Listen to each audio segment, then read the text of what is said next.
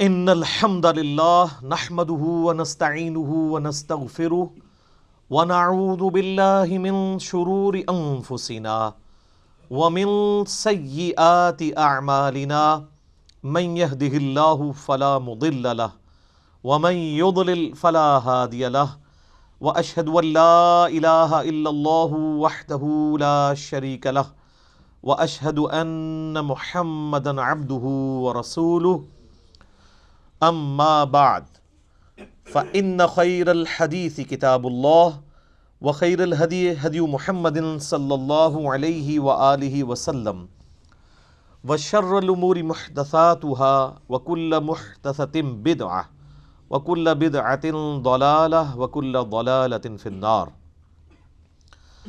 اعوذ باللہ السمیع العلیم من الشیطان الرجیم من ہمزہ ونفخہ ونفثہ بسم اللہ الرحمن الرحیم رب اشرح لی صدری ویسر لی امری واحلل عقدۃ من لسانی یفقہوا قولی۔ بسم اللہ الرحمن الرحیم ان اللہ وملائکتہ یصلون علی النبی یا ایہا الذین آمنوا صلوا علیہ وسلموا تسلیما۔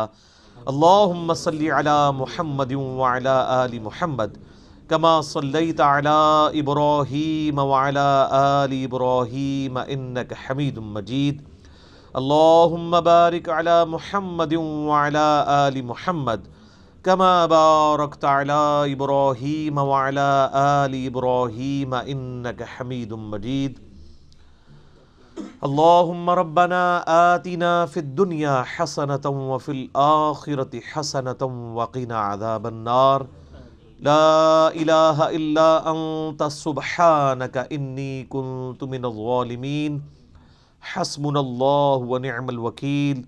یا حی یا قیوم برحمتک استغیث ولا حول ولا قوة الا باللہ العلی العظیم۔ ربنا آتنا من لدنک رحمۃ وہیئ لنا من امرنا رشدا۔ آمین۔ الحمدللہ آج 8 دسمبر 2019 کو قرآن کلاس نمبر 7 میں ہم انشاءاللہ تعالی سورۃ الفاتحہ کا آغاز کرنے جا رہے ہیں۔ پہلی جو 6 کلاسیں تھیں ہماری قرآن حکیم کے انٹروڈکشن سے ریلیٹڈ تھیں، جس میں میں نے 40 پوائنٹس کو ان ڈیپتھ کور کیا ہے۔ وہ 6 کلاسیں 55 منٹ کی جو شخص دیکھ لے گا، قرآن کے حوالے سے جتنی بھی بیسک انفارمیشن ہے وہ میں نے 40 علمی پوائنٹس کے اندر اس میں ان ڈیپتھ ڈسکس کی ہے۔ آج چونکہ قرآن حکیم کا باقاعدہ آغاز ہونے جا رہا ہے، سورۃ الفاتحہ قرآن حکیم کی پہلی سورت ہے اور یہ پورے قرآن کا مقدمہ بھی ہے۔ اس کو الفاتحہ بھی کہا جاتا ہے، یعنی کھولنے والی، یعنی قرآن اسی سے آ کے کھلتا ہے، یہ قرآن کی چابی ہے۔ احادیث میں اسے ام الکتاب بھی کہا گیا ہے، بخاری اور مسلم میں۔ لہٰذا یہ اس چیز کی متقاضی ہے چیز کہ ہم آج کا پورا لیکچر سورۃ الفاتحہ کو کور کریں، اور اگلے لیکچر سے ہم انشاءاللہ تعالی سورۃ البقرہ کا آغاز کریں گے۔ میرے بھائیو، سورۃ الفاتحہ قرآن حکیم کی وہ واحد سورت ہے کہ جس کی فضیلت قرآن میں آئی ہے۔ قرآن کی کوئی سورت ایسی نہیں ہے، انکلوڈنگ سورۃ الاخلاص بھی، کہ جس کی فضیلت قرآن میں آئی ہو سوائے سورۃ الفاتحہ کے۔ اس لیے فضیلت کے اعتبار سے قرآن حکیم کی سب سے افضل سورت وہ سورۃ الفاتحہ ہے۔ اس کی سپورٹ میں انشاءاللہ بخاری اور مسلم سے احادیث بھی پیش کروں گا۔ قرآن حکیم میں اللہ تعالیٰ نے سورہ الحجر پارہ نمبر 14 میں آیت نمبر 87 ہے، اعوذ باللہ من الشیطان الرجیم، بسم اللہ الرحمن الرحیم، وَلَقَدْ آتَيْنَاكَ سَبْعًا مِّنَ الْمَثَانِي وَالْقُرْآنَ الْعَظِيمِ، اور بے شک اے محبوب صلی اللہ علیہ وآلہ وسلم ہم نے آپ کو عطا فرمائی 7 آیات ایسی جو بار بار پڑھی جاتی ہیں، اور قرآن عظیم بھی۔ یعنی پورے قرآن کا ذکر الگ سے اور ان 7 آیات کا ذکر الگ سے سورۃ الحجر آیت نمبر 87 میں، اور ظاہر ہے وہ بار بار دہرائی جاتی ہیں۔ دنیا کا کوئی بھی مسلمان ہو، اس کا تعلق کسی بھی مکتبہ فکر کے ساتھ ہو، کم از کم 5 نمازوں کی فرض رکعتوں میں 17 دفعہ تو سورۃ الفاتحہ وہ پڑھتا ہے، سنتیں اور نوافل اور وتر اس کے علاوہ۔ کوئی بھی نماز ایسی نہیں ہے جس میں سورۃ الفاتحہ ریپیٹ نہ ہوتی ہو۔ یہی اس کی فضیلت کے لیے کافی ہے کہ قرآن حکیم جو نماز میں ہم پڑھتے ہیں وہ ہم بدل بدل کے پڑھتے ہیں، لیکن سورۃ الفاتحہ ایسی چیز ہے جو ہر رکعت میں پڑھی جاتی ہے۔ حتیٰ کہ صحیح بخاری اور صحیح مسلم کی متفق علیہ حدیث ہے کہ اللہ کے محبوب صلی اللہ علیہ وآلہ وسلم نے فرمایا، لا صلاۃ لمن لم یقرأ بفاتحۃ الکتاب، جو نماز میں سورہ فاتحہ نہیں پڑھتا اس کی نماز ہی نہیں ہوتی۔ یہ اتنی اوبلیگیٹری چیز ہے۔ یہ بات بھی اس کی فضیلت کے لیے کافی ہے کہ یہ قرآن حکیم کی نمبر 1 سورت ہے، اپنی ترتیب میں بھی مصحف کی اور اپنے فضائل کے اعتبار سے بھی۔ قرآن حکیم کی یہ سب سے عظمت والی سورت ہے۔ اس کی سپورٹ میں صحیح بخاری میں ایک بڑی مشہور حدیث ہے کہ سیدنا ابو سعید ابن معلہ رضی اللہ تعالی عنہ کہتے ہیں کہ میں ایک دفعہ مسجد نبوی میں نماز پڑھ رہا تھا تو اللہ کے محبوب صلی اللہ علیہ وآلہ وسلم نے مجھے آواز دی، تو میں چونکہ نماز میں مشغول تھا میں نے جانے میں تاخیر کر دی۔ تھوڑی دیر بعد میں پہنچا تو آپ صلی اللہ علیہ وآلہ وسلم نے فرمایا کہ میں نے تمہیں آواز دی تھی، تم کیوں نہیں آئے؟ تو انہوں نے کہا کہ میں نماز پڑھ رہا تھا۔ تو آپ صلی اللہ علیہ وآلہ وسلم نے فرمایا، کیا تم نے اللہ کا یہ حکم نہیں سنا؟ سورۃ الانفال کی آیت آپ نے پڑھی، استجیبوا للہ والرسول اذا دعاکم، جب اللہ اور اس کا رسول تمہیں پکاریں فوراً ان کی آواز پہ لبیک کہو۔ اس کائنات میں ایک ہی ہستی ایسی ہے مخلوقات میں کہ جو اگر عین نماز کی حالت میں بھی کسی کو بلائیں تو نماز توڑ کر نہیں، نماز چھوڑ کر اسی حالت میں ان کی خدمت میں حاضر ہونا یہ فرض ہے، سورۃ الانفال کی اس آیت کے تحت اور بخاری کی اس حدیث کے تحت، اور وہ امام اعظم محمد رسول اللہ صلی اللہ علیہ وآلہ وسلم کی مبارک ذات ہے۔ نماز توڑ کر نہیں، کیونکہ نبی علیہ السلام کی طرف جانا اللہ کے ایک حکم سے دوسرے حکم کی طرف جانا ہے۔ وہ جہاں پہ نماز اس نے چھوڑی ہوگی، اگر 1 رکعت پڑھی ہے، 2 پڑھی ہیں، 3 پڑھی ہیں، تو آ کر وہیں سے اپنی نماز شروع کرے گا، اس کی نماز ٹوٹے گی بھی نہیں۔ اس پہ اجماع امت ہے۔ بہرحال یہ جو ہمارے واعظین آئے دن کہانیاں کراتے رہتے ہیں کہ جی ماں آواز دے دے، باپ آواز دے دے، نماز توڑ دو، اس طرح کی کوئی حدیث نہیں ہے۔ البتہ یہ ضرور ہے کہ اگر زندگی موت کی کشمکش بن جائے، کوئی ایمرجنسی ہو جائے، تو آپ پھر نماز توڑ سکتے ہیں، لیکن نبی علیہ السلام کے کیس میں اگر بلایا جائے گا تو نماز توڑنی نہیں پڑے گی، بلکہ نماز وہیں پر چھوڑ کر آپ علیہ السلام کا حکم سننا پڑے گا۔ تو یہ آپ علیہ السلام نے ان کو تھوڑا سا یعنی ڈانٹ پلائی پیار محبت سے۔ پھر آپ نے اس صحابی کا ہاتھ اپنے ہاتھوں میں پکڑا اور پھر فرمایا کہ میں اس مسجد سے باہر نکلنے سے پہلے تمہیں قرآن حکیم کی سب سے عظیم صورت سکھاؤں گا۔ آپ علیہ السلام کی عادت تھی کہ آپ اگر کسی کو تھوڑا سا بھی سختی سے پیش آتے تھے تو پھر اس کے ساتھ دل جوئی بھی فرماتے تھے۔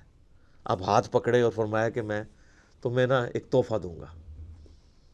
وہ صحابی کہتے ہیں پھر تھوڑی دیر بعد جب ہم مسجد سے باہر نکلے تو مسجد سے نکلتے ہوئے میں نے نبی علیہ السلام سے کہا، یا رسول اللہ اپنا وعدہ پورا کریں، آپ نے مجھے کہا تھا کہ آپ مجھے قرآن کی سب سے عظمت والی صورت تعلیم فرمائیں گے۔ تو آپ علیہ السلام نے فرمایا کہ وہ صورت ہے الحمد للہ رب العالمین، یعنی سورۃ الفاتحہ۔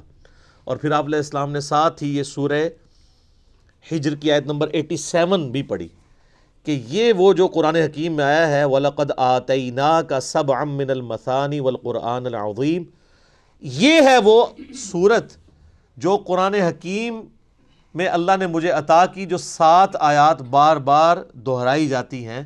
اور پھر آپ علیہ السلام کے بخاری میں الفاظ ہیں، یہ ام الکتاب ہے، یہ قرآن کی ماں ہے، قرآن کی جڑ اس میں ہے، اسی سے پورے قرآن کا درخت نکل رہا ہے۔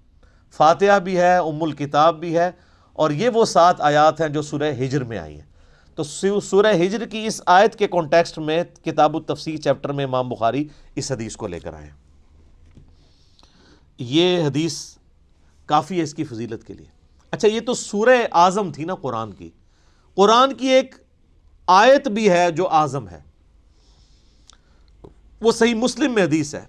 ابی ابن کعب، جن کے بارے میں بخاری مسلم میں آتا ہے کہ 4 بندوں سے قرآن سیکھو، ان میں ایک عبداللہ ابن مسعود ہیں اور ایک ابی ابن کعب ہیں اور سیدنا سالم ہیں، یہ ان میں سے ایک ہیں۔ تو ابی ابن کعب کہتے ہیں کہ نبی علیہ السلام نے مجھ سے ایک دن پوچھا کہ جانتے ہو کہ قرآن کی سب سے اعظم آیت کون سی ہے؟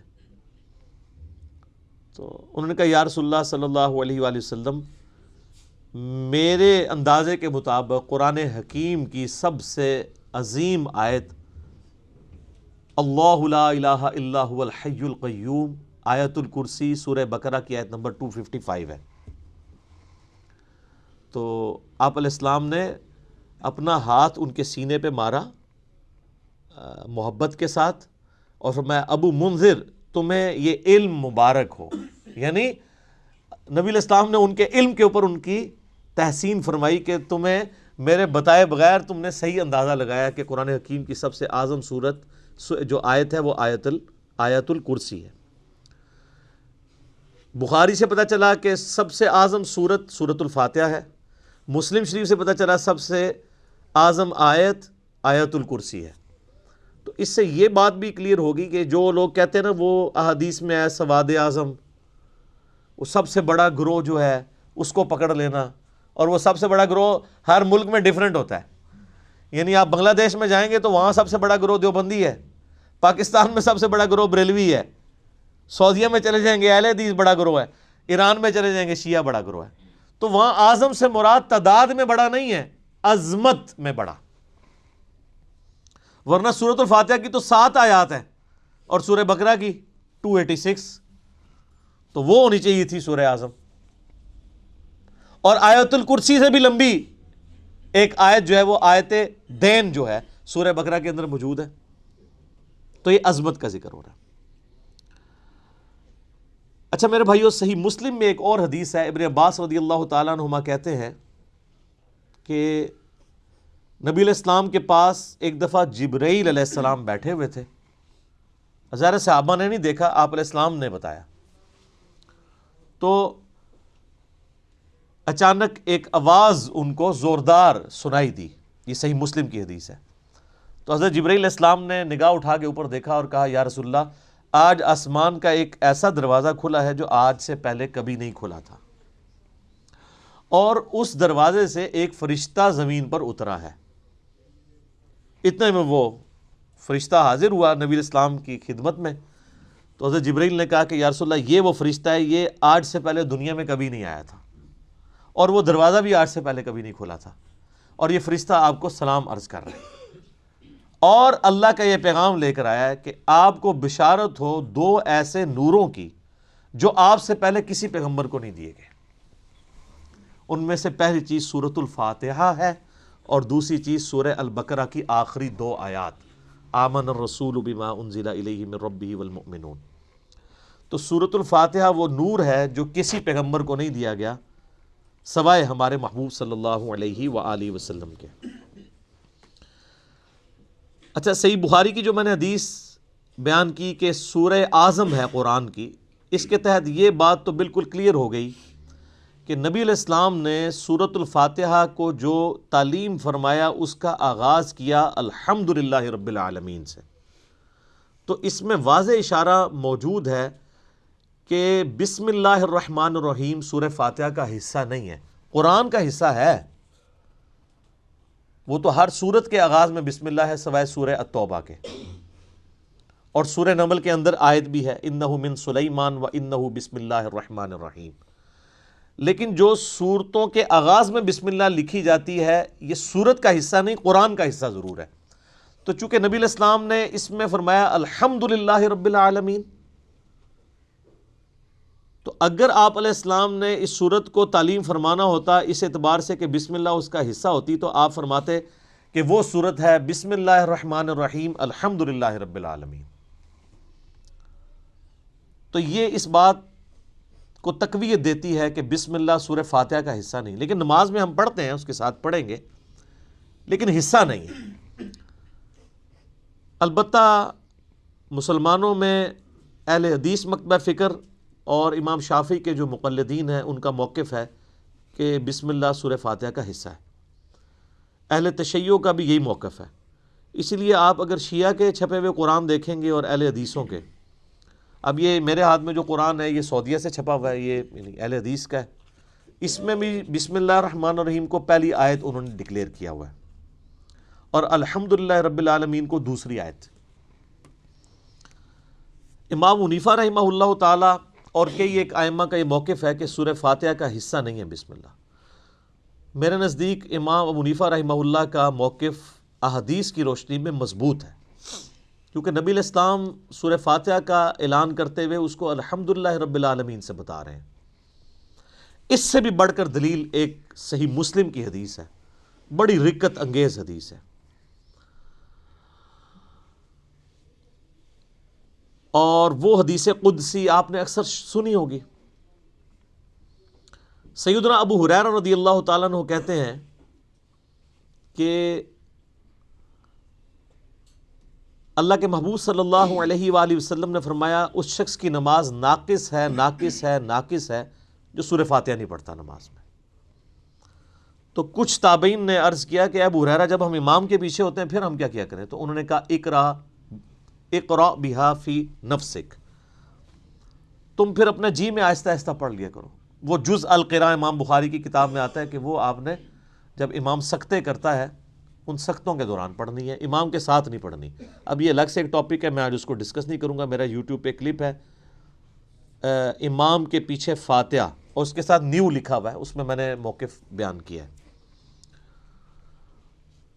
اور پھر نبی علیہ السلام نے فرمایا حدیث قدسی، یعنی اللہ کا فرمان بزبان محمد رسول اللہ صلی اللہ علیہ وآلہ وسلم، کہ اللہ تعالیٰ فرماتا ہے قسمت الصلاۃ بینی و بین عبدی نصفین. اچھا، یہ حدیث شیعہ کے ہاں بھی پائی جاتی ہے جو میں بیان کر رہا ہوں صحیح مسلم کی، اب کہ میں نے نماز اپنے اور اپنے بندے کے درمیان برابر تقسیم کر لی ہے، نصف میرے لیے ہے اور نصف میرے بندے کے لیے. اور نماز کسے کہا؟ سورہ فاتحہ کو، پوری نماز. پھر اللہ تعالیٰ نے فرمایا، نبی علیہ السلام فرماتے ہیں کہ جب میرا بندہ کہتا ہے الحمدللہ رب العالمین تو میں کہتا ہوں میرے بندے نے میری حمد بیان کی، میری تعریف کی. جب وہ کہتا ہے الرحمن الرحیم تو میں کہتا ہوں میرے بندے نے میری ثنا کی. جب وہ کہتا ہے مالک یوم الدین تو میں کہتا ہوں میرے بندے نے میری تمجید بیان کی، میری بزرگی کا اعتراف کر لیا. اور جب وہ کہتا ہے ایاک نعبد و ایاک نستعین تو یہ میرے اور میرے بندے کے درمیان کامن عہد اور بانڈ ہے. جو میرے بندے نے مجھ سے مانگا میں نے اسے دیا. اور جب میرا بندہ کہتا ہے اہدنا الصراط المستقیم صراط الذین انعمت علیہم غیر المغضوب علیہم ولا الضالین آمین، تو میرے بندے نے جو مجھ سے مانگا اس دعا میں نے اسے عطا کر دیا.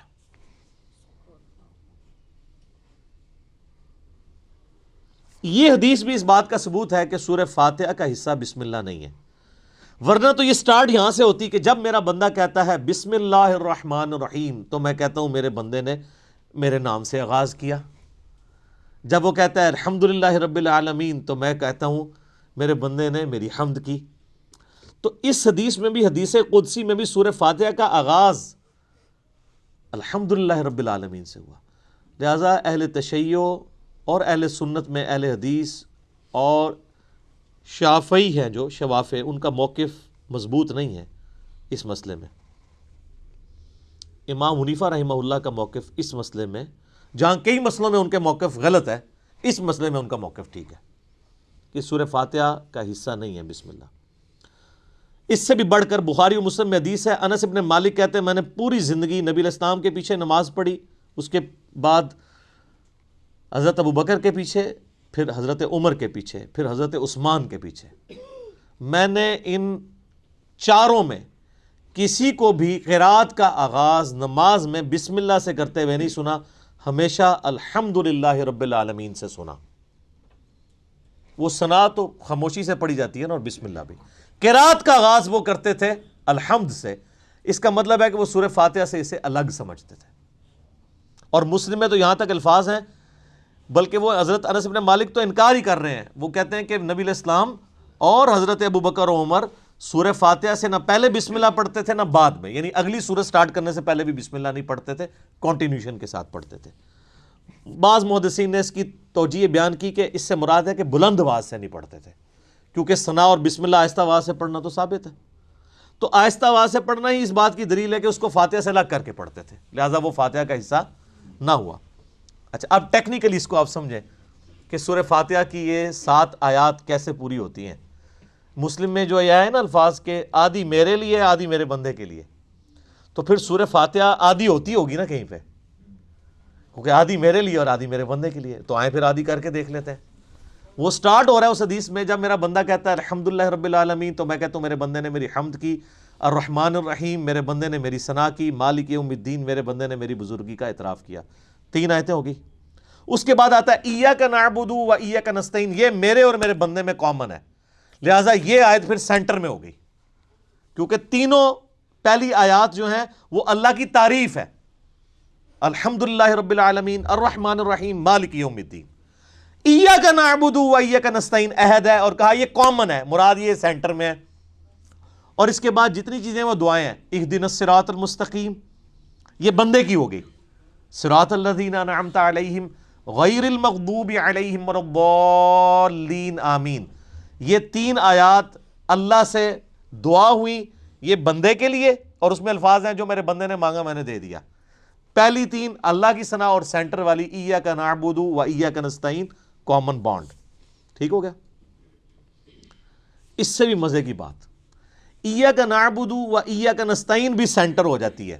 یہ ایک آیت ہے نا، ایاک نعبد، اے اللہ ہم تیری عبادت کرتے ہیں، یہ بھی اللہ کی تعریف، و ایاک نستعین، اور دعا تجھ سے کرتے ہیں۔ واؤ پہ آگے سینٹر بنتا ہے، اس واؤ سے پہلے 3.5 آیات اس طرف ہیں اور 3.5 آیات اس طرف ہیں، یہ بالکل سینٹر بنتی ہے واؤ، ایاک نعبد، اور وہ اسی لیے حدیث میں ہے نا یہ کامن ہے۔ کامن کیوں ہے؟ ایاک نعبد میرے بندے نے میری عبادت کی، و ایاک نستعین میرے بندے نے مجھ سے مانگا، اور کیا مانگا؟ اہدنا الصراط المستقیم صراط الذین انعمت علیہم غیر المغضوب علیہم ولا الضالین آمین۔ تو یہ اتنی مضبوط دلیل ہے، یہ جتنے دلیل کیا کتنے دلائل میں نے سامنے رکھ دی ہیں کہ جس کے بعد کوئی گنجائش نہیں رہتی کہ کوئی بندہ ہٹ درمی پہ اور ضد پہ آ جائے۔ شیخ زبیر لیزئی رحمہ اللہ تعالیٰ سے 2008-9 کی بات ہے، میں نے، اب چونکہ وہ اہل حدیث تھے تو اہل حدیث کی کوشش ہوتی ہے کہ امام حنیفہ ہر مسئلے میں غلط ثابت ہو جائے، تو میں نے ان کے سامنے کہا جی اب آپ کو چیک کرتے ہیں، ہم بخاری مسلم کو مانتے ہیں کہ وہ یہ نہ ہو کہ امام حنیفہ کی دشمنی آپ کو اس پہ نہ ابھار دے کہ آپ سچائی سے اناد کریں۔ تو مجھے کہتے ہیں جی وہ بسم اللہ حصہ ہے فاتحہ کا۔ میں نے کہا جی یہ واضح احادیث ہیں، یہ میں نے سارے دلائل آپ کو بھی سن کے اندازہ ہو گیا ہوگا، اس کے بعد کوئی بندہ یا مان سکتا ہے یا چھڑولی چھوڑ سکتا ہے آگے سے، بالکل واضح بات ہے۔ تو ان باتوں کا ان کے پاس کوئی جواب نہیں تھا۔ وہ کہتے ہیں نہیں امام شافعی، میں نے کہا امام شافعی کو چھوڑیں، آپ کہتے ہیں کتاب و سنت، اب آپ کہہ رہے ہیں امام شافعی کہتے ہیں بسم اللہ حصہ ہے۔ ہم آپ کو بخاری مسلم سے ثابت کر رہے ہیں کہ سورہ فاتحہ کا حصہ نہیں ہے بسم اللہ۔ بہرحال نماز میں بھی پڑھیں گے، قرآن میں بھی پڑھا جائے گا، قرآن کا حصہ ہے سورہ فاتحہ سے پہلے پڑھنا، اور نماز میں بھی ہم بسم اللہ پڑھنا سنت ہے، بسم اللہ پڑھ کے ہی سورہ فاتحہ پڑھی جاتی ہے۔ جب بالکل پہلی دفعہ پڑھی جائے گی پھر تو اعوذ باللہ بھی پڑھا جائے گا، یہ بھی ذہن میں رکھیے گا۔ پہلی رکعت میں تو اعوذ باللہ سے بھی سٹارٹ کریں گے، باقی رکعتوں میں صرف بسم اللہ سے۔ کیوں؟ قرآن جب بھی پڑھا جائے گا نا تو اعوذ باللہ سے آغاز ہوگا۔ ایون آپ نے قرآن پڑھتے پڑھتے تلاوت روک دی، بند کی، کسی سے گپ شپ کی، دوبارہ پڑھیں گے تو اعوذ باللہ سے۔ اور اس کا حکم جو ہے سورۃ النحل آیت نمبر 98 میں موجود ہے، فَإِذَا قَرَأْتَ الْقُرْآنَ فَاسْتَعِذْ بِاللَّهِ مِنَ الشَّيْطَانِ الرَّجِيمِ، پس تو جب بھی قرآن کی قرات کرنے لگے تو اللہ کی پناہ حاصل کر لیا کر شیطان مردود کے اگینسٹ۔ کیوں؟ اگر آپ شیطان کے اگینسٹ اللہ کی پناہ نہیں حاصل کریں گے تو قرآن پڑھ کے آپ غلط رزلٹ بھی نکال سکتے ہیں، اس میں قرآن کا قصور نہیں ہے۔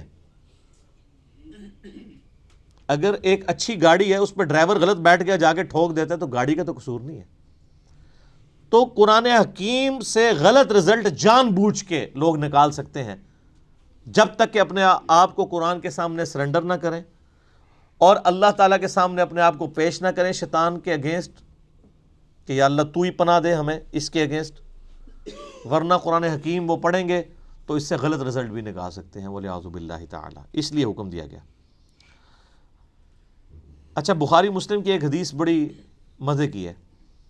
صحابہ کرام کا قافلہ کہیں جا رہا تھا، راستے میں انہوں نے ایک جگہ پانی کے لیے پڑاؤ کیا، تو وہاں پہ ایک قبیلہ آباد تھا، انہوں نے صحابہ کرام کی کوئی مہمان نوازی نہیں کی، لیکن اسی دوران ان کے قبیلے کے سردار کو ایک سانپ یا بچھو نے ڈس لیا۔ یہ حدیث بخاری میں بھی ہے اور مسلم میں بھی۔ تو جب وہ سانپ اور بچھو نے ڈس لیا تو وہ صحابہ کرام کے پاس آئے اور کہا کہ تم میں سے کوئی ایسا ہے جو جھاڑ پھونک کر سکتا ہو، دم ڈال سکتا ہو زہریلے جانور کا؟ تو ایک صحابی نے کہا ہاں مجھے ایک دم آتا ہے، لیکن میں یہ بکریوں کا پورا ریوڑ اس کے عوض معاوضہ لوں گا۔ مرتے کیا نہ کرتے، پھنسے ہوئے تھے، انہوں نے کہا ٹھیک ہے۔ اس نے جا کے دم ڈالا سورہ فاتحہ پڑھ کے، تو حدیث کے الفاظ ہیں وہ بندہ اس طرح ہو گیا جیسے مردہ زندہ ہو جاتا ہے اس کے اثر سے، دم کے۔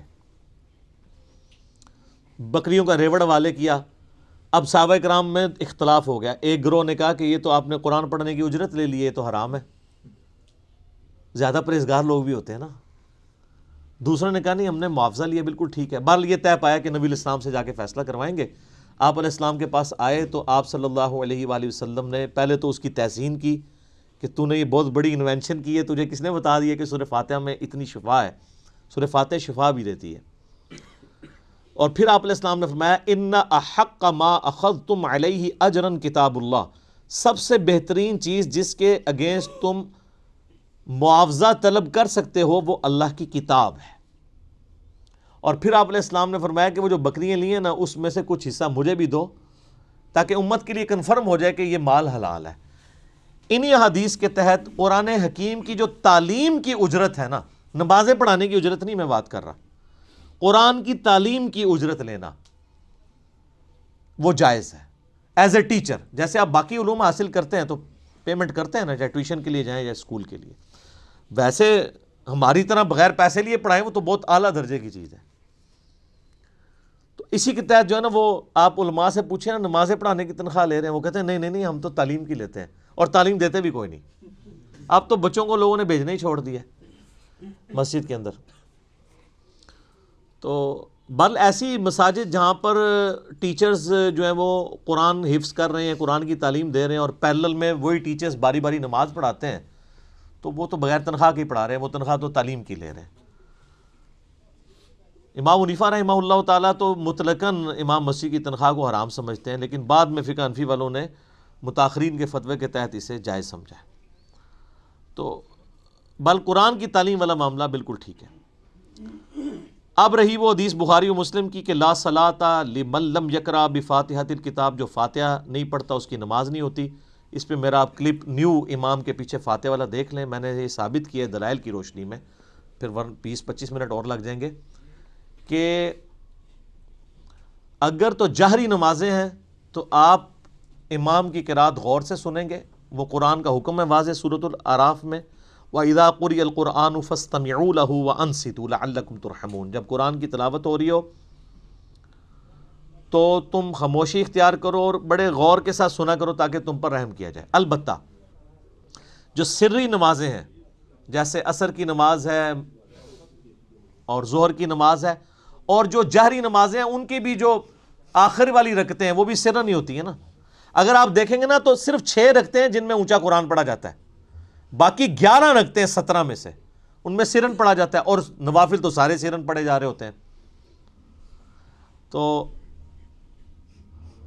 ان میں آپ امام کو غور سے سنیں، اور اگر امام سکتہ دے دے، جیسے جز القراء میں امام بخاری نے مقدمہ یہ پیش کیا ہے کہ قرآن کہتا ہے کہ جب قرآن پڑھا جائے خاموشی سے سنو، حدیث کہتی ہے فاتحہ کے بغیر نماز نہیں ہوتی، تو وہ کہتے ہیں اس کا آپٹیمل سولوشن یہی ہے جو سنن ابی داؤد میں حدیث بھی ہے کہ نبی علیہ السلام سکتے کیا کرتے تھے، رکوع میں جانے سے پہلے ایک سکتہ ہوتا تھا، اور حضرت ابو ہریرہ کہتے ہیں کہ امام کے سکتے کو فاتحہ کے لیے غنیمت سمجھو، جز القراء میں۔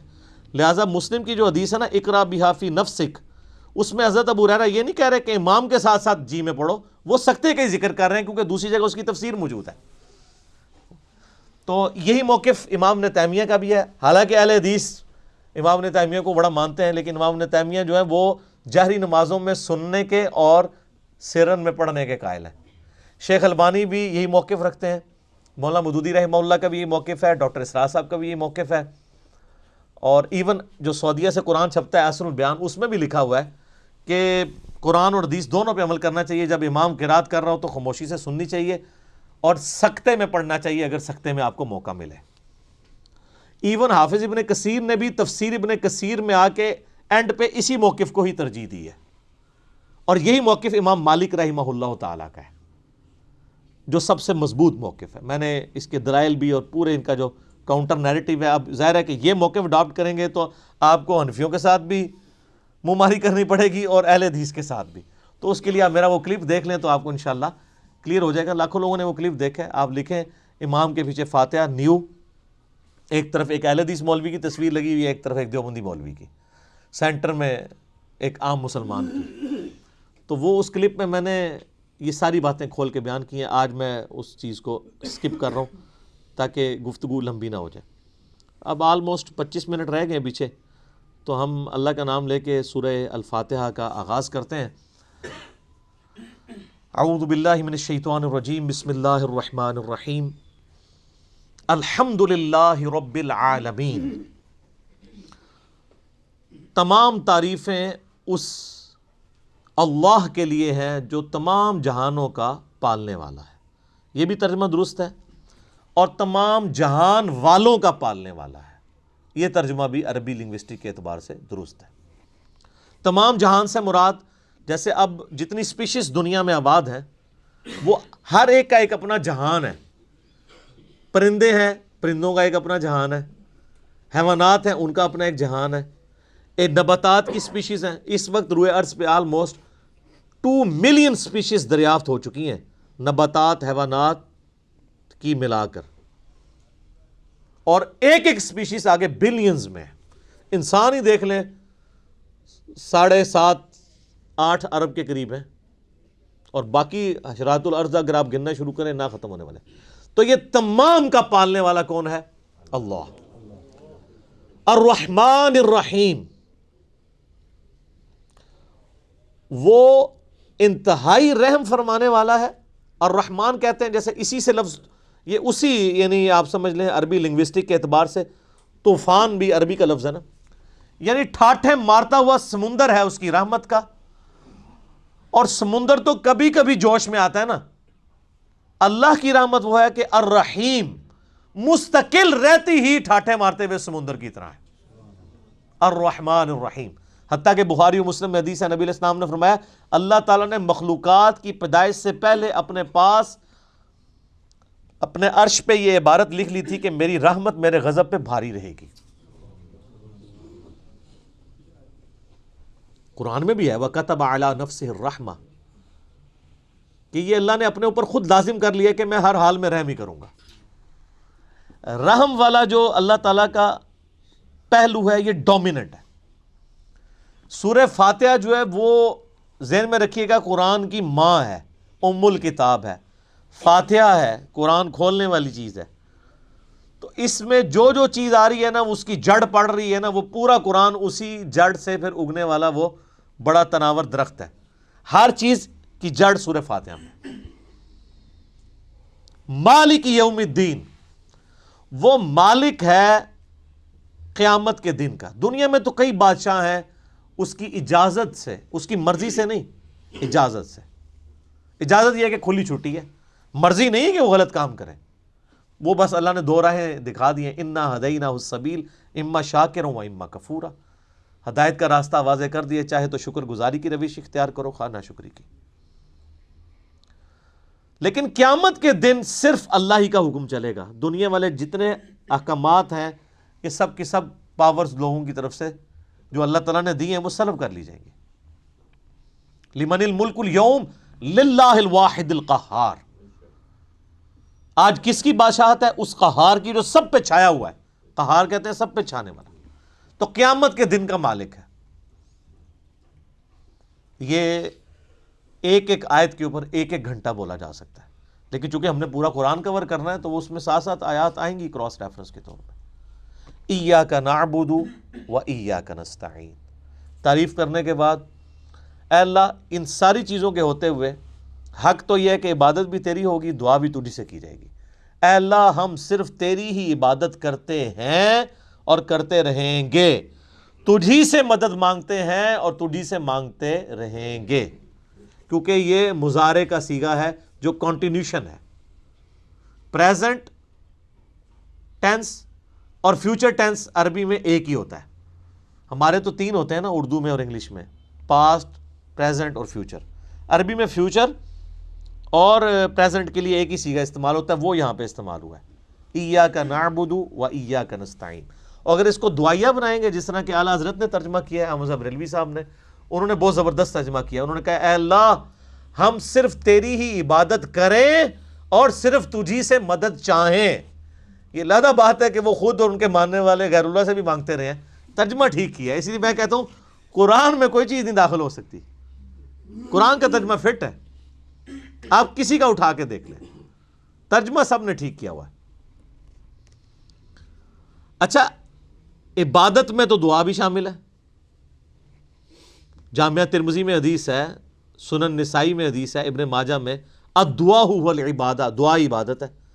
تو جب دعا عبادت ہے تو ایاک نعبد میں دعا شامل تھی. یہ پھر ایاک نستعین کیوں آیا؟ اس لیے کہ سب سے سینسٹیو ایشو ہی دعا کا ہے، غیر اللہ کو مدد کے لیے پکارنے کا. تو اللہ تعالیٰ نے اس کو اسپیسیفکلی بیان کیا. اس کے باوجود امت کی اکثریت غیر اللہ سے مدد مانگ رہی ہے. ایک تو ہے ظاہری اسباب، وہ تو آپ مانگیں، تو قرآن میں حکم ہے وَتَعَاوَنُوا عَلَى الْبِرِّ وَالتَّقْوَى وَلَا تَعَاوَنُوا عَلَى الْإِثْمِ وَالْعُدْوَانِ. یہ تو بالکل ٹھیک ہے. وہ ایک مفتی صاحب جو کیو ٹی وی پہ بیٹھے ہوئے ہیں لوگوں کے عقیدے خراب کرنے کے لیے، وہ کہتے ہیں جی اب پھر ہم امی سے روٹی نہ مانگیں جا کے.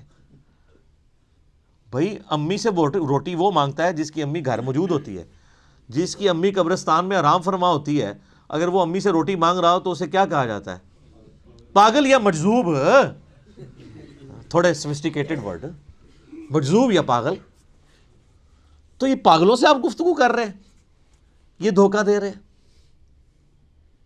وہ کہتے ہیں جی کوئی دریا میں ڈوب رہا ہو تو اللہ کو پکارے گا یا جو وہاں پہ کنارے پہ لوگ موجود ہیں ان کو پکارے گا. بھئی یہ تو ساری اسباب ہے. تو سر وہ اس وقت شیخ عبد القادر جیلانی کو بھی پکار کے دیکھ لے اگر اس کو ہے کہ وہ بچا لیں گے، کیونکہ اللہ نے دنیا کو اسباب کے ساتھ جوڑا ہوا ہے. ان کو اگر اپنے بزرگوں پہ اتنا مان ہے تو یہ پھر دریا میں چھلانگ مارے نا اور پکاریں بزرگوں کو. ظاہر اسباب میں آپ نے اڈاپٹ کرنے کا حکم ہے.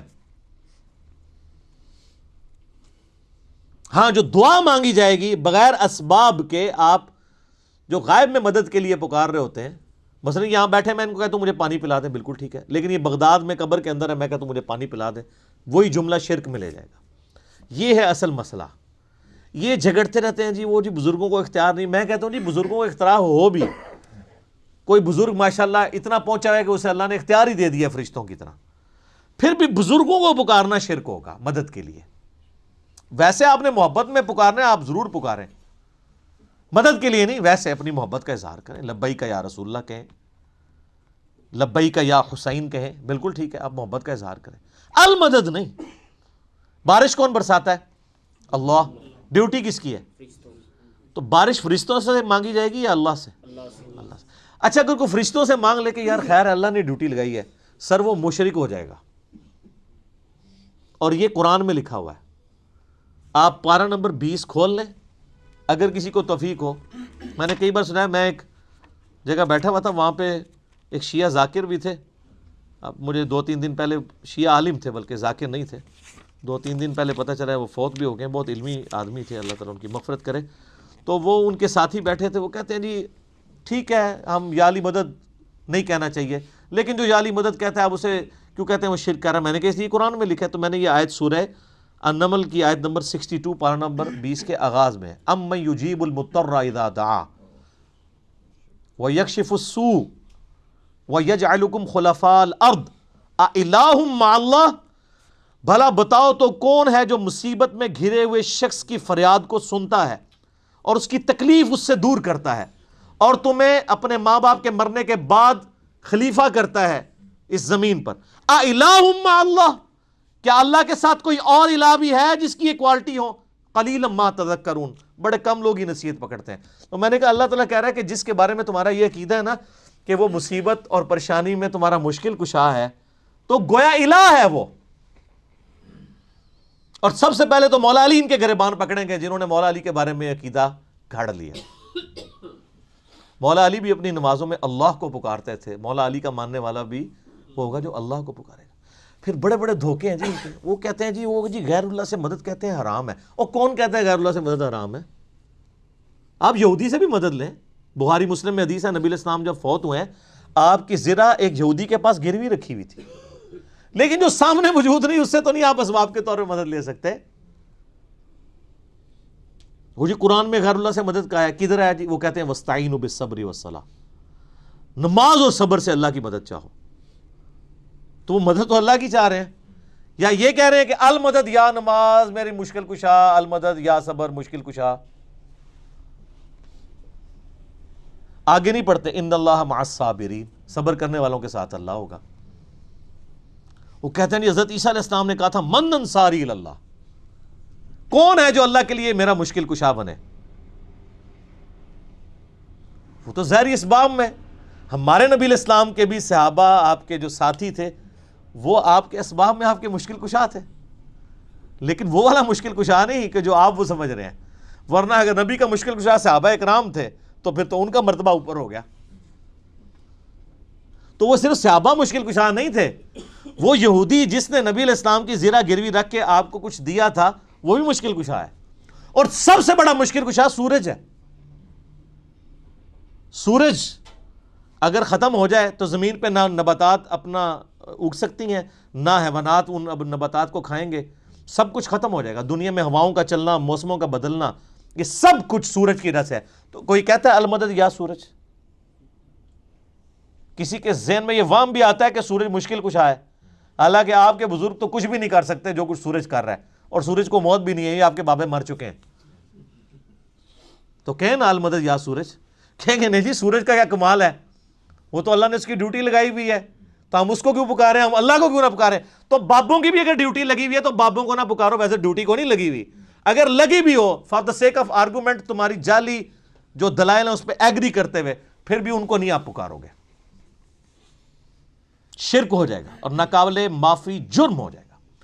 یہ اتنے سارے انہوں نے دھوکے دیے ہوئے ہیں اور زیادہ تر ظاہری اسباب کے ذریعے دے رہے ہوتے ہیں. وہ جی صحیح بخاری میں حدیث ہے، ایک صحابی کی پنڈلی ٹوٹ گئی، وہ حضور کے پاس حاضر ہوا، آپ علیہ السلام نے ہاتھ پھیرا. بالکل ٹھیک ہے، لیکن آج اگر کسی کی پنڈلی ٹوٹے گی تو نبی علیہ السلام تو دنیا میں موجود نہیں ہے. اور اگر آپ کو اتنا شوق ہے تو آپ اپنی پنڈلی توڑیں، آپ کو روضہ شریف پہ لے جاتے ہیں، پتہ چل جائے گا جڑتی ہے کہ نہیں.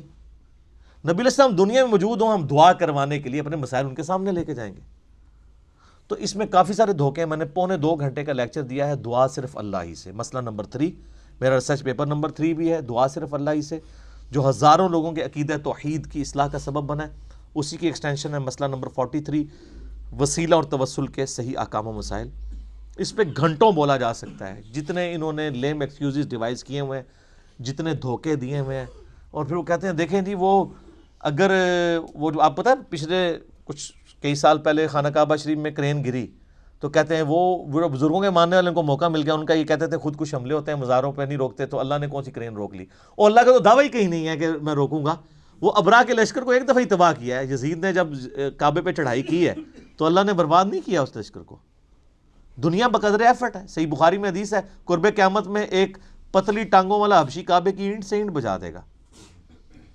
اللہ نے حفاظت وہ ابراہیم علیہ السلام کے لیے ایک دفعہ ہی آگ ٹھنڈی ہوئی ہے. کئی صحابہ جو ہیں وہ آگ میں جلائے گئے ہیں. رومن امپائر کی جنگوں میں تیل کے کڑاؤں میں ان کو ڈالا گیا. لیکن آپ کا دعویٰ ہے کہ آپ کے بزرگ سب کچھ کر سکتے ہیں. ہم کہتے ہیں پاکستان کی بجلی پوری کر دیں. اچھا یہ بزرگ جب بیمار ہوتے ہیں، یہ تو آغا خان میں اور شفا انٹرنیشنل میں جاتے ہیں، آپ بیمار ہوتے ہیں آپ کو اٹھا کے مزار پہ لے جاتے ہیں. آمدہ کوئی بزرگ بیمار ہو چیخیں بھی مارتا رہے، اس کو کہ نہیں سر دسو جانا کیڑے مزار تے ہے، اسپتال نہیں تو کھڑنا. دنیا کے مہنگے ترین ہاسپٹلز میں یہ علاج کرواتے ہیں. آپ کو کہانیاں کرائیں گے کہ ہمارے پاس لے کے آؤ ہم بائی پاس کریں گے. کوئی دنیا کا بزرگ جو ہے وہ مجھے ختنہ کر کے بتائے. بائی پاس تو بہت بڑی چیز ہے، بلیڈ مارے بغیر، کیونکہ بائی پاس تو بغیر بلیڈ کے کرتے ہیں نا. وہ سب جھوٹ فراڈ. اور صحیح ہو رہا ہے آپ کے ساتھ، کیونکہ آپ نے دین بین لوگوں کے حوالے کیا ہوا. تو دیکھیں پھر آپ کے ساتھ کیا کر رہے ہیں وہ. اہدنا الصراط المستقیم، اے اللہ ہمیں چلا سیدھے راستے پر. یہاں بھی دھوکے دیتے ہیں. اور یہ سارے ہی بزرگ ٹھیک ہیں، سارے ہی راستے ٹھیک ہیں. اور قرآن میں تو راستے آئے کہ ہی نہیں ہیں. قرآن میں گمراہی جمع کے سیغے سے آئی ہے، ہدایت ہمیشہ سنگولر کے سیغے سے. ظلمات آیا گمراہی کے لیے، نور آیا، انوار نہیں آیا. تو قرآن کا ترجمہ ہی غلط کر رہے ہو. اہدنا الصراط المستقیم، اے اللہ ہمیں چلا سیدھے راستے پر. صراط الذین انعمت علیہم، راستہ ان لوگوں کا، راستے نہیں. وہ کہتے ہیں چاروں ہی حق پہ ہیں، پانچوں ہی حق پہ ہیں، سارے ہی ٹھیک ہیں.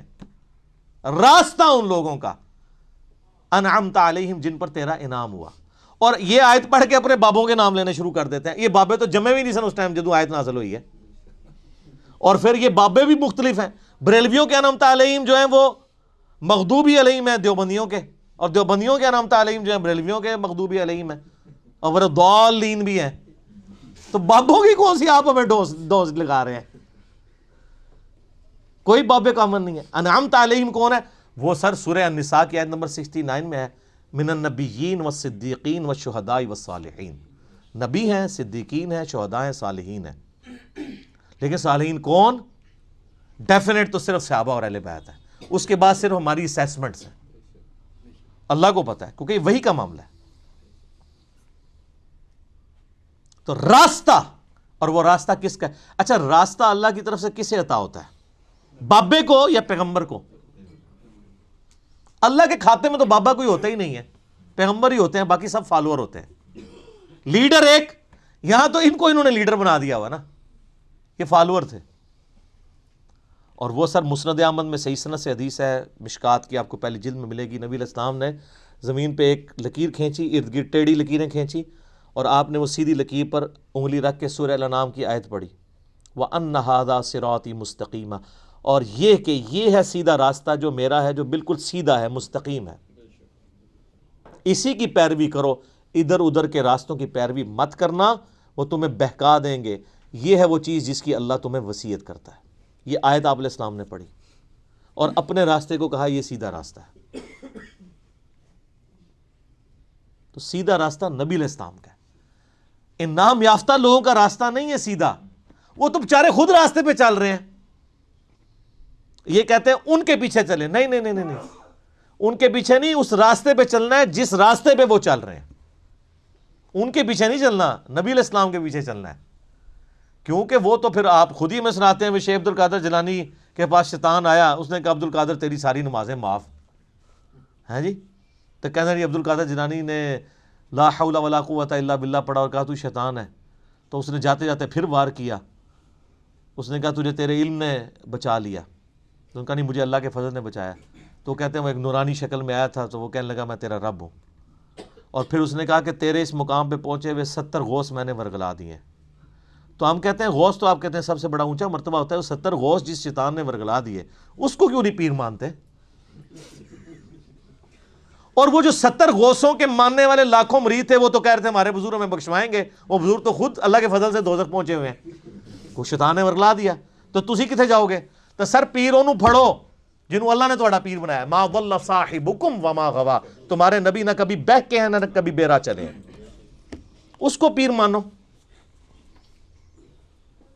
سناتے خود ہیں اور انجینئرنگ پھر جب ہم کرتے ہیں ان کو سمجھ آتی ہے ہمارے ساتھ ہو کیا گیا. پھر اس کا اللہ غوثوں کا تو اعتبار ہی کوئی نہیں. 70 غوث جو رگڑے گئے نے تو باقی کا کیا اعتبار ہے؟ تو نبی علیہ السلام کو اپنا امام مانے. تو صراط الذین انعمت علیہم نبی علیہ السلام کا راستہ. اچھا بخاری مسلم میں ایک حدیث ہے، ایک صحابی حاضر خدمت میں، یا رسول اللہ قیامت کب آئے گی؟ فرمایا کو تیاری کی ہے؟ کہ یا رسول اللہ بس موٹے موٹے فرض ہی پورے کرتا ہوں، زیادہ کوئی باتیں نہیں میرے پاس.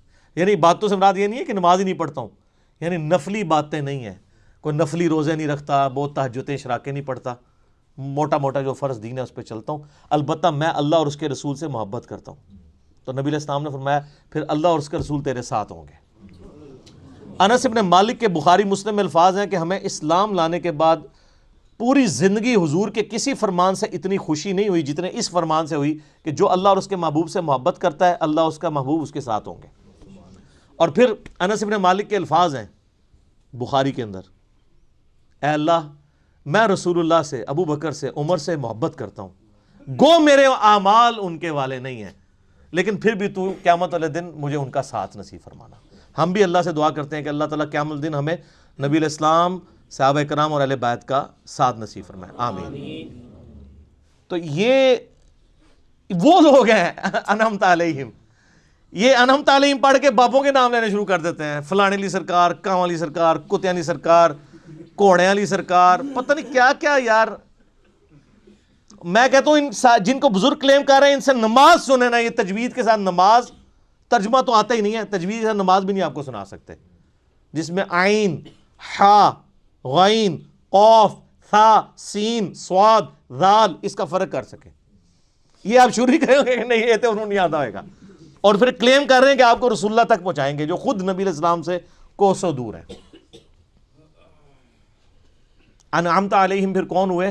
ڈیفینیٹلی انبیاء کرام، صحابہ کرام اور اہل بیت. بس بعد میں آپ کی اور میری منہ شگافیاں ہیں، آپ کسی کو رحمت اللہ علیہ کہہ دیں، دوسرے لعنت اللہ علیہ کہہ دیں گے، وہ اپنی اپنی مرضی ہے، اس کی کوئی گارنٹی نہیں ہے. صراط الذین انعمت علیہم غیر المغضوب علیہم ولا الضالین، آمین. بچانا ان کے راستے سے کہ جن پر تیرا غضب ہوا اور جو گمراہ ہے. اور اس کے بعد بخاری مسلم میں الفاظ ہیں کہ نبی علیہ السلام سورہ فاتحہ جب بھی پڑھتے تھے تو آمین کہتے تھے. آمین آہستہ آواز میں، اونچی آواز میں، یہ بھی اختلاف ہے. بہرحال امام ترمذی نے پوری بحث کی ہے جس میں انہوں نے یہی راجح قول اختیار کیا ہے کہ جو جہری نمازیں ہیں ان میں آمین اونچی کہی جائے گی، اور جو زور اثر کی نمازیں ہیں اس میں آمین آہستہ کہی جائے گی. بہرحال آمین کہنا سنت ہے. یہ آمین قرآن کا حصہ نہیں ہے، اسی لیے سورہ فاتحہ جب قرآن میں لکھی ہوتی ہے کبھی غور سے آپ نے دیکھا نہیں وہاں آمین نہیں لکھی ہوتی، کیونکہ وہ نماز یعنی نماز میں سنت ہے، قرآن کا حصہ نہیں ہے. اور بخاری مسلم کے الفاظ ہیں کہ اس وقت فرشتے بھی آمین کہتے ہیں، اور جب امام آمین کہتا ہے تو جس کی آمین فرشتوں کے ساتھ مل جائے اللہ تعالیٰ اس کی مغفرت فرما دیتا ہے. اسی لیے اس چیز کا اہتمام کیا جاتا ہے کہ آپ ولضالین سے پہلے پہلے شامل ہو جائیں. تو یہ غیر المغضوب علیہم ولضالین، اس میں طویل خاص کے اعتبار سے تو ظاہر ہے کہ جو نبی علیہ السلام کی امت سے پہلی امتیں جو گمراہ ہوئی ہیں، جن پر اللہ کا غضب ہوا، وہ تو قرآن پھر ہمیں بتاتا ہے. ضربت علیہم الذلہ والمسکنہ یہودیوں کے بارے میں کہ اللہ تعالیٰ نے ان کو بندر اور خنزیر بنا دیا، کونوا قردۃ خاسئین، ان پر ذلت اور رسوائی اور غریب الوطنی مسلط کر دی، وہ آج تک مسلط ہے. اور ضالین گمراہ ہوئے لوگ وہ نصارہ ہیں کہ جن کے پاس یعنی سب کچھ شغف تھا معاملات میں، لیکن غلو کیا دین کے معاملے میں، گمراہی کا راستہ اختیار کیا، باتیں بہت کی، حضرت عیسیٰ کو مانا لیکن ان کو ڈیوینٹی میں کلیم کر دیا. یہودیوں کا مسئلہ تھا، یہ اہل علم تھے، اس کے باوجود جان بوجھ کر انہوں نے گمراہی کا راستہ اختیار کیا. آپ کو پتہ کتنے ہیلے بہانے یہ کرتے تھے. اس لیے اللہ نے کہا یہ مغضوب علیہم ہے، ان پہ اللہ کا غضب ہوا ہے، لعنت ہوئی ہے. سورہ نساء میں آتا ہے نا کہ لعنتی ہیں یہ. عیسائیوں کو اللہ نے لعنتی نہیں کہا اس سختی کے ساتھ، کیونکہ ان میں اکثر لوگ سیدھے سادے تھے، گمراہ ہو گئے. لیکن ہے گمراہ ہے، یہ نہیں کہ ان کا سیدھا پن ان کو بچا لے گا، ایسا نہیں ہے. لیکن بڑا جرم ہے کہ جان بوجھ کے ایسا کرنا. تو غیر المغضوب علیہم جن پر اللہ کا غضب ہوا، والضالین اور جو گمراہ ہوئے. یہ آخری آیت ہے. اچھا وہ بعض لوگ کہتے ہیں وہ جی ہر ایک کی جگہ آیت پڑھی ہوئی، یہاں آیت نہیں پڑھی. یہ آیات کے جو نشان بھی ہیں نا، یہ بھی مطلب کوئی آپ پرانے مصحف اٹھائیں گے نا، اگر کلمی ان میں نہیں تھے، یہ تو ڈویژن بعد کی ہے. اندازے تو موجود تھے، یعنی جو آگے ہم گول وہ استعمال کرتے ہیں، تو عموماً جو قرآن چھپتے ہیں نا ان میں وہ والی غیر المغضوب علیہم ولا الضالین سے پہلے جو ہم پڑھتے ہیں نا صراط الذین انعمت علیہم، اس کے اوپر نہیں ہوا ہوتا، یعنی وہ گول نشان نہیں ہوتا، تو اس سے لوگ سمجھتے ہیں کہ شاید یہ پوری ایک آیت ہے تو پھر بسم اللہ کو شامل کریں گے تو 7 آیتیں پوری ہوں گی. نہیں، یہ 2 آیات ہیں. اور میں نے ٹیکنیکلی جو دلائل رکھے ہیں اس سے یہ چیز ثابت ہوتی ہے کہ سورہ فاتحہ کا حصہ بسم اللہ شریف نہیں ہے. اب یہ سورہ فاتحہ جو ہے اگر آپ اس کو اوور ویو کریں نا تو قرآن پاک میں جتنی بھی چیزیں بیان ہونی ہیں آئندہ آنے والے قرآن میں، سب کی جڑ اس کے اندر موجود ہے.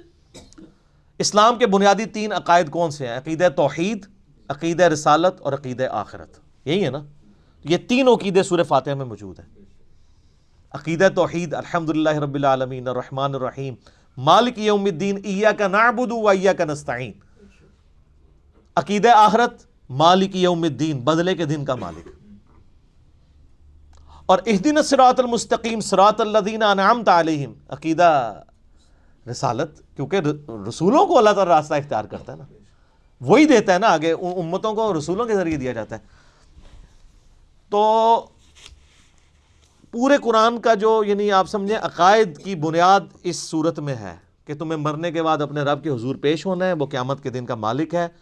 قیامت میں اللہ کے پاس پہنچنے سے پہلے پہلے رسولوں کا راستہ اختیار کر لو، توحید کا راستہ اختیار کر لو، اور اللہ سے یہ بھی دعا بھی مانگتے رہو کہ اللہ تعالیٰ گمراہی کے راستے سے اور جو لوگ جن پہ اللہ کا غضب ہوا ان لوگوں کے راستے سے بچاتا رہے. یہ سارا کچھ اگر آپ جمع کریں تو قرآن پاک میں کوئی ایک ٹاپک بھی ایسا نہیں ہوگا. جب رسولوں کا راستہ آ گیا تو رسولوں کی ساری شریعت سمجھ لیں، اس کی جڑ اس میں پڑ گئی.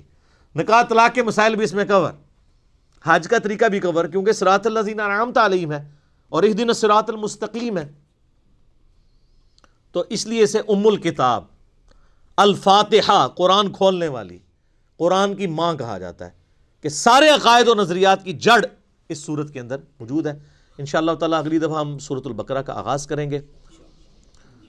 صلو علی الحبیب صلاۃ ور محمد وآل محمد. اللہم صلی علی محمد وعلی آل محمد کما صلیت علی ابراہیم وعلی آل ابراہیم انک حمید مجید. اللہم بارک علی محمد وعلی آل محمد کما بارکت علی ابراہیم وعلی آل ابراہیم انک حمید مجید. اللہ تعالیٰ سے دعا ہے جو حق بات میں نے کہی اللہ تعالیٰ ہمارے دلوں میں راسخ فرمائے. اگر جذبات میں میرے منہ سے کوئی غلط بات نکل گئی اللہ تعالیٰ ہمارے دلوں سے ہی معاف کر دے، ہمیں معاف بھی کر دے، ہمیں کتاب و سنت کی تعلیمات پر عمل کر کے دوسرے بھائیوں تک پہنچانے کی توفیق عطا فرمائے.